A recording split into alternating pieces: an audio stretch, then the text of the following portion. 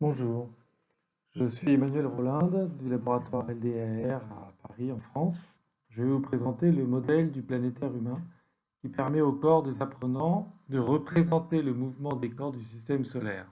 Le planétaire humain représente les orbites des planètes du système solaire dans le référentiel héliocentrique, donc autour du Soleil.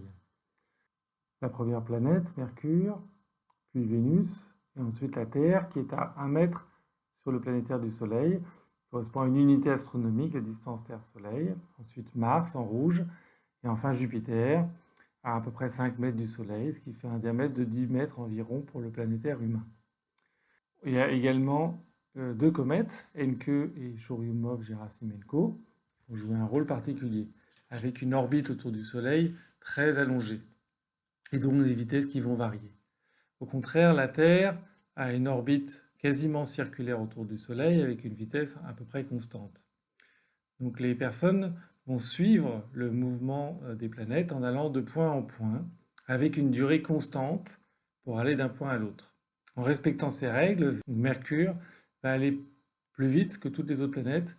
Il va aller plus vite que Vénus, qui est en vert. Vénus va aller plus vite que la Terre. Terre va aller plus vite que Mars. Et Mars va aller plus vite que Jupiter. Tandis que les comètes, donc, vont avoir une vitesse variable le long de leur trajectoire. Vous voyez ici la comète.